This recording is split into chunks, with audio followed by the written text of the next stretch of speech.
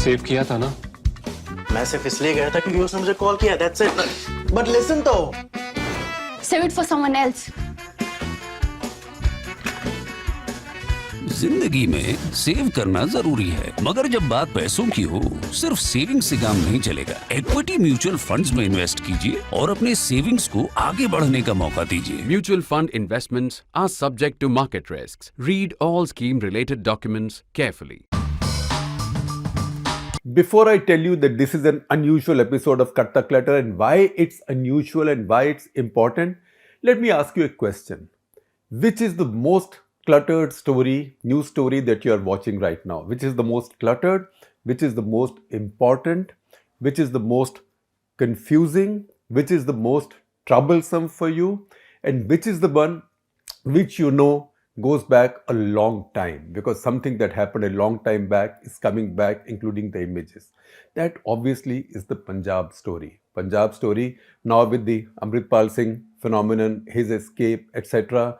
and the fears and the protests that are taking place in London, in San Francisco, in Canada, places like that, among the Sikh diaspora. It is the Punjab story. It is again the idea of the Sikh unrest, rise of a radical preacher of sorts, such as a preacher Amritpal is, because he wasn't a preacher until very recently. But some of the elements of the story look like they are familiar. And that is the reason I thought I will give you this unusual edition. Unusual because this isn't just our normal Cut the Clutter.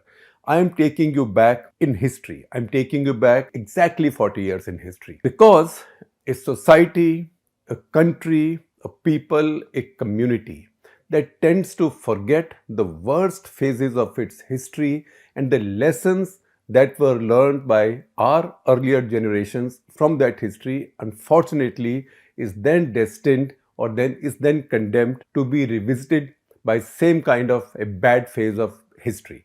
And that is avoidable. And to avoid that, we must understand and know where exactly are we coming from. And that's the reason I also write this series, first person, second draft. And I had written one 4-part series in 2014 on Punjab. And that was sparked by the fact that that during the national elections, I traveled around in Punjab looking at some writings on the wall articles.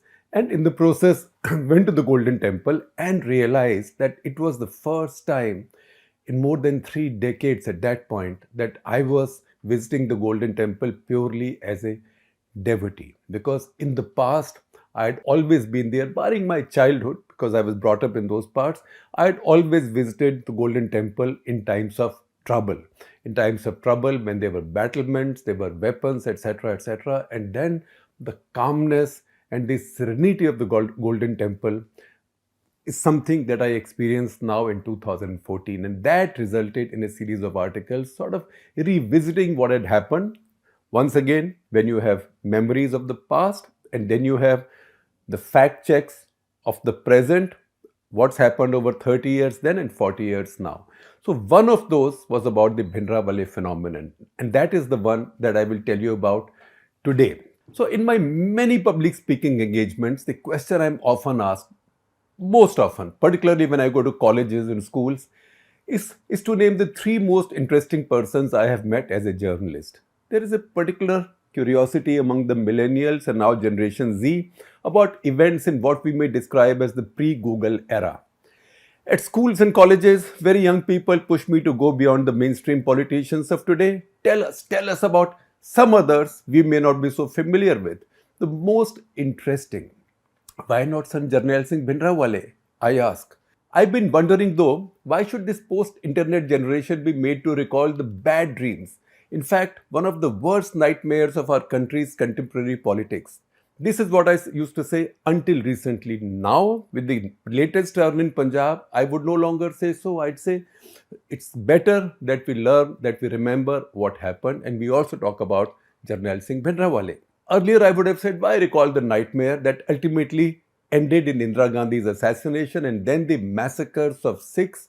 Why expose curious 19-year-olds to this when even I keep forgetting the man who defined my working life for an entire year, that is the summer of 1983 to 1984, who gave me many scoops many stories, many great interviews, great as in very newsy interviews, many memories, and old reporters' tales, but also wrote this country's present and future as no other Indian had done in our post-independence history. Good or bad, evil or nice, that's a value judgment that any of you can make.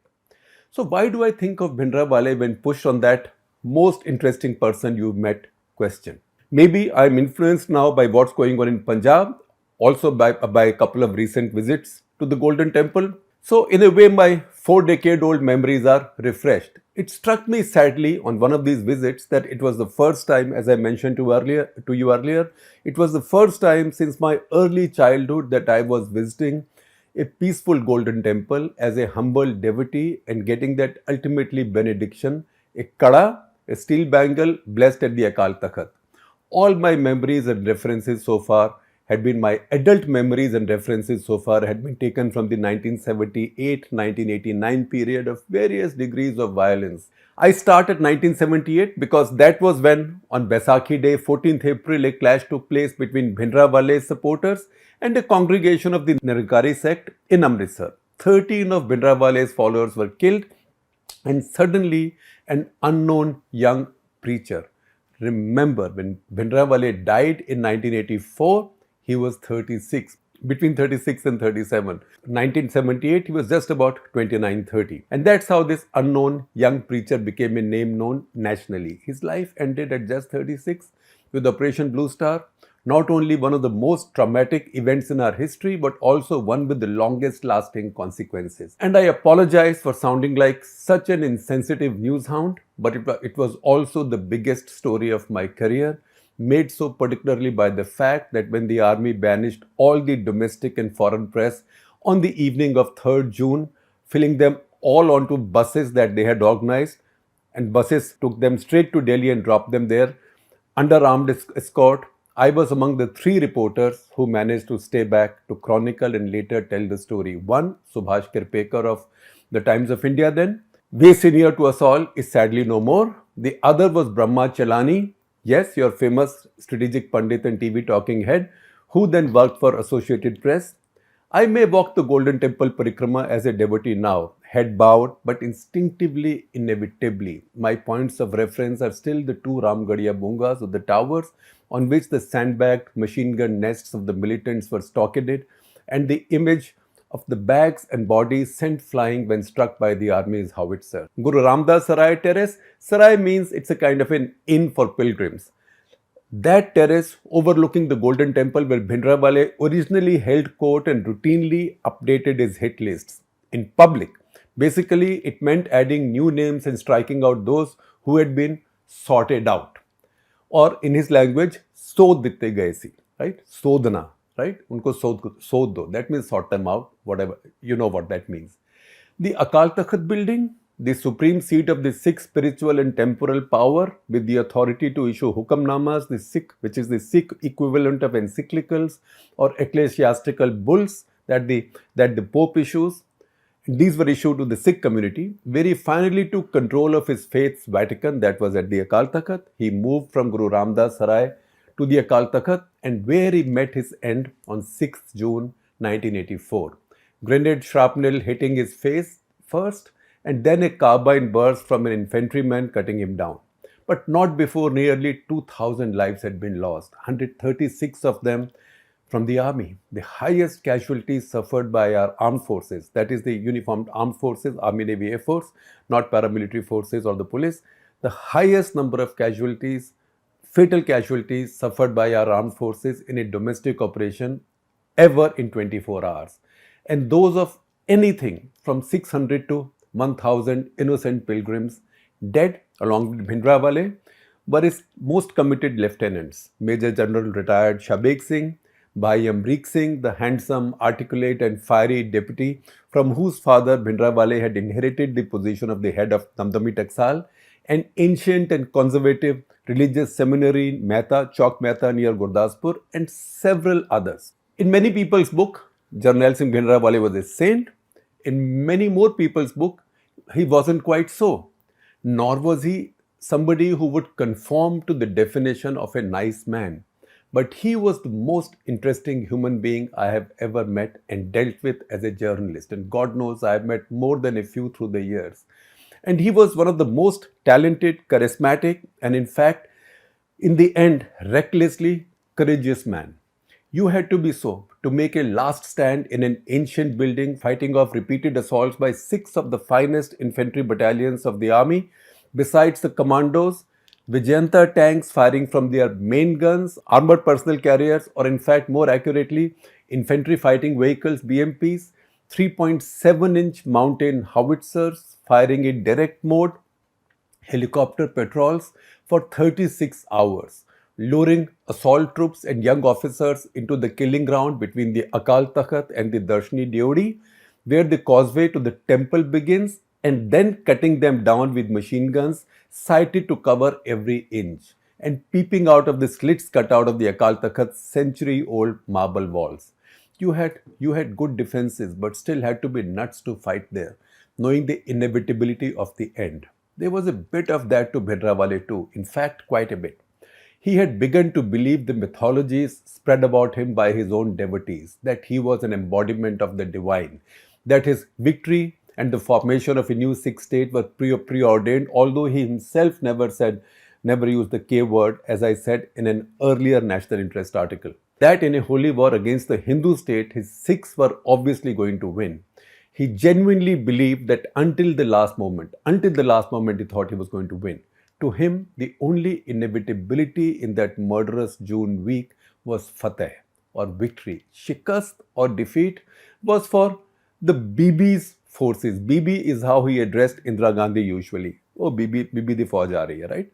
The shikast was for the BB's army, Indira Gandhi's army, he said. I was among a very small group of people, including some local reporters, Amritsar-based reporters, whom he gave an audience to over glasses of a herbal concoction, banafsha, as was his preference. Tea and coffee were forbidden, like all intoxicants, just before the army fully slammed the trap shut. In fact, the army had already surrounded and circled the Golden Temple when he gave us that audience. It was a kind of a last supper. See the picture. 3 decades ago, you still have a reporter with sleeves rolled and back rounded in a manner that in later years will be your physio's nightmare. Bibi and her Hindu Congress, he said, Bibi Indira Gandhi, Bibi and her Hindu Congress, he said, had declared war on the Sikhs, and he was ready for the last battle and victory. So I asked him, but how will you fight the might of an entire army? I asked him, several others joined in. They even have tanks lined up near the Kotwali, that's the old police station not far from the Golden Temple.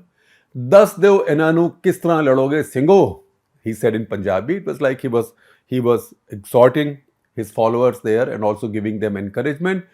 Tell them, you Singhs, you lions, you tigers, how will you fight? And then he went on to say, you will be victorious. You just have to mentally prepare to fight Russian commandos. Why Russian commandos, Sanchi? I asked. Because Sikhs in the army, he said, and I quote, because Sikhs in the Indian army won't fight us, and the topiwalas, that is the Hindus, won't be able to withstand us. So Bibi will have no choice but to seek Russian commandos. And he said this with a smirk that to those familiar with him usually meant a death sentence. Except in this case, this was like a death wish for himself, almost all his followers present at that point, and thousands of others. My limited hack's vocabulary and pen did not have the descriptive flourish or the turn of phrase to do a portrait of that once in many generations character with any degree of fairness. He was taller than most of us, born in 1947, so a midnight's child, and between 35 to 37 years, he died at 36-37, had a standout aquiline nose, wiry, healthily wiry, vein-studded legs that stood out from his long, loose kurta that just about hung below the traditional Sikh underwear or the kacha, ceremonial kacha, no weapon on his body barring the ritual kripan, the tiny one, and a trademark stainless steel arrow that he carried as a general, army general would flaunt his swagger stick. He had brilliant, studied delivery with perfect pauses to let his audiences enjoy his wisecracks or thirst in anticipation of the punchline. Infrared eyes, and most importantly, a laser wit and repartee. Of course, you could never answer back or join an argument with him. Jarnail Singh Bhindranwale did not run a parliament or panchayat in the Golden Temple. His was a court from another era with some medieval instant justice. And nobody would dare disagree with him or even protest when he pilloried you with cruel sarcasm or simply piled you with humiliation. My first conversation with him in August 1983 was no different from any other visiting journalists, India or foreign. First conversation. It was similar with all. Weren't you born a Hindu? He asked. If it was a foreigner, a European, he would say, weren't you born a Christian or a Jew? Like that. Weren't you born a Hindu? He asked. Yes, Sanchi. Though like all Hindus, we pray at the Gurdwaras as well. I said, put somewhat on the defensive already. Oh, you do? Of course. The smirk appeared now on his face. So tell me the names of the gods you pray to in your mandir. And then he carried on without waiting for me to answer. Bhagwan Ram, Bhagwan Krishna, Shiv, Brahma, Vishnu. Have you seen any of them without a full head of hair and beards? He asked. Now, even if you wanted to say that most of the Hindu iconography was clean shaven, you did not somehow gather the courage to do so. In fact, nobody did. Christians, Muslims, Parsis, Jews, they were all given the same treatment. Now, aren't your gods like your father? He would now ask, and you would have no choice other than to say, yes, of course. So your father, as in your God, never shaved and cut his hair while you are clean shaven? He would ask, what do we call a child who doesn't resemble his father?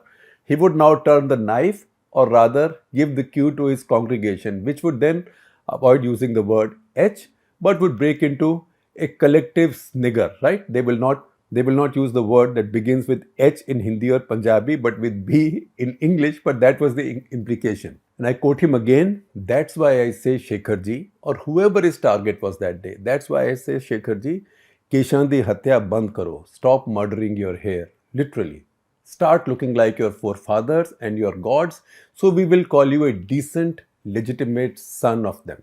This was the treatment every visiting journalist was subjected to in full public view of a delirious congregation on his or her first visit. And this somehow softened you.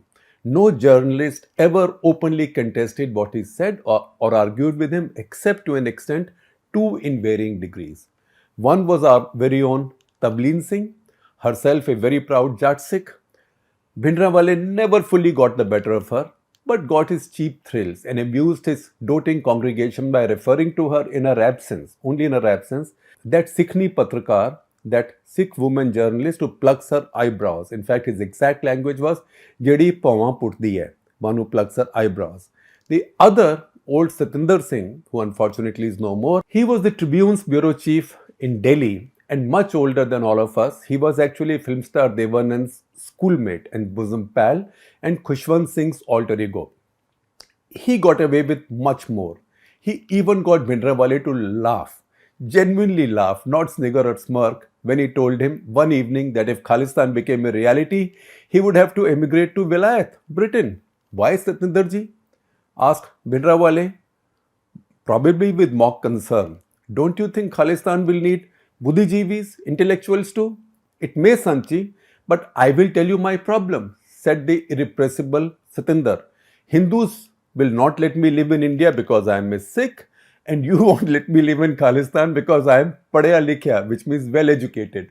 So I will go to England. Now, it was the only time I saw Bhindranwale let someone else win an argument, even if it was a joke. He justified it to the audience, he laughed. He justified it to the audience, however, something like in any family, there was the odd offspring who was uncontrollable or irrepressible or incorrigible. You have to tolerate those types. Of course, Bhindranwale was still laughing, in fact, giggling. So this was the only time I ever saw him do that in possibly 30 encounters. Once I froze when I saw him tick off a very old woman who bent forward to touch his feet.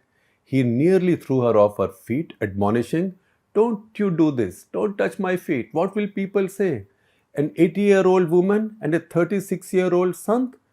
So in Punjabi he said, Loki ki ਕਹਿਣਗੇ 80 ਸਾਲ ਦੀ ਬੁੱਢੀ 36 ਸਾਲ ਦੇ ਸੰਤ ਤੇ ਪੈਰਾਂ ਨੂੰ ਹੱਥ ਲਾ ਰਹੀ ਹੈ. An 80-year-old woman is touching the feet of a 36-year-old son. I have often said that the subcontinent specializes in producing a unique type of demagogue with the ability of picking up the grievances of a minority when it is most vulnerable and then magnifying and amplifying them brilliantly to create wide popular outrage. Even in that formidable pantheon, Bhindranwale was at the very top. One of the finest accounts of the way his court functioned has been written by Tavleen in the chapter she wrote for the book The Punjab Story, where I also contributed a chapter. This was published by Rowley Books after Operation Blue Star and later republished in 2009 on the 25th anniversary of Operation Blue Star. In the same book, Lieutenant General Jagjit Singh Arora, Khushwant Singh, M.B. Kamath, Subhash Kirpekar, who was with us in Amritsar during Blue Star, Sunil Sethi, the CPI's Amarjit Kaur, and I also, as I mentioned, contributed chapters. Tavleen describes the case of one Leher Singh, who Bhindranwale presented to his audience in her presence. I wasn't there that day, by the way. I wasn't present, only Tavleen was there. His beard looked like it had been rudely hacked with a large knife. He said he was from Jatwali village in Fazilka district bordering Pakistan and that his beard had been cut off by a Thanedar, Inspector Bichuram, Thanedar named Bichuram. 6 months later, Bichuram was shot dead. Tavleen wrote later how she never realized then that she had seen a death sentence being delivered in her presence. However devout he was and committed to his faith, Bhindranwale was really not a realized master who had conquered ego and vanity, if otherworldly desires. In any congregation, he always wanted to be the center of attraction and hated anybody stealing the limelight. On several of those visits to the Golden Temple, I was accompanied by, or correction, I accompanied Raghu Rai, the greatest celebrity photographer in 6 decades. Raghu, with his locks, tall, wiry frame, shirts in exotic weaves, and had many cameras, humongous lenses dangling from his neck, barely providing tantalizing cover, if at all. Raghu was a real magnet for Bhindranwale's rustic audiences, also with his cameras, because there were so many of them and they were curious. And Bhindranwale did not like that one bit. Particularly when, one winter afternoon at his Sarai terrace, Guru Ramdas Sarai terrace, Raghu sat soaking in the sun on the parapet. He attracted a lot of attention. Shekharji, said Bhindranwale, Shekharji, tell your photo wala to get off that mundir. Mundir is parapet in Punjabi. Tell your photo wala to get off that mundir, said Bhindranwale. Now, nobody usually asked him why. When he told you to do something, you did it. And it wasn't such an impossible demand. So I told Raghu that nobody usually asked him why. When Bhindranwale asked you for something, you usually did it. And it wasn't such an impossible demand. And so I told Raghu, look, Bhindranwale wanted him to get down and either stand or sit with the congregation on the floor, or he can stand there. Like me, lower than Bhindranwale. Now, Raghu responded in a different way. Why, he said, and I'm quoting Raghu now, why? What is the problem? Raghu, a prima donna, if you've ever seen one, albeit a true genius with the camera, he asked with just a hint of petulance. Now it was Bhindranwale's turn to respond. Tell him, Shekharji, to get off that parapet, or he may just roll over and die. He may fall from such height and die, and the whole world will say, Santane maar deta, that the Sant killed him. This time, even Raghu obeyed. On another occasion, possibly just a couple of weeks before Operation Blue Star, I went to see him along with my frequent fellow traveler to Punjab and one of the greatest reporter writers of all times, Edward Baer of Newsweek. Check out his reporter's memoir, Anyone Here Been Raped and Speaks English. He was a fantastic writer and a great reporter. Edward Baer was quite a spirited old man by now, one whom nothing would ever bother or irritate. On long drives through terror-soaked Punjab, he would regale you with stories from the battlefront, reportage, as well as the years he spent as an officer in the Indian Army's Garhwal Regiment before independence. As we got up to leave from Bhindranwale's court, this was at the Akal Takht, he hobbled a bit, as old people, particularly foreigners do, because they are not used to squatting. Now Bhindranwale asked, and I quote, why is the Gora, that's the white man, why is the Gora hobbling? Asked Bhindranwale. I asked Baer what Bhindranwale wanted to know. Oh, just tell him my foot has gone to sleep, said Baer just a little dismissively. And Bhindranwale did not miss that tone even as I played the honest interpreter. And I quote again Bhindranwale, and I quote, His foot has not gone to sleep, he said, turning to his fully armed audience now. And I quote again, the white man's legs, Goredi Latna, the white man's legs are trembling at the sight of our Sten guns. Up came a spirited Bole so Nihal. There was no way Bhindranwale was going to let anybody, even a benign old quote-unquote Gora journalist, walk away with the last laugh. Of course, Baird figured the joke was on him, and for once, the reporter with the thickest skin as I had known him lost it. And he said, and I quote again, tell him that I am not afraid of those Stens. And he said this, wagging his finger. We used to have a Thompson carbine in the Indian Army, and if you dropped it accidentally, it fired 3 rounds by itself. What do these guys know about guns? At which point, I grabbed Edward Baird by the waist and dragged him out and myself to safety because you know what? It felt at that moment like the temperature had dropped to minus 30 degrees. Now, I brought you the story until now. A lot happened after this. The Bhindranwale saga doesn't end yet. I will bring it to you in equally graphic detail in the second part of this very unusual episode. I told you, I promised you an unusual episode, and I hope I'm living up to that promise. So wait now for the next one.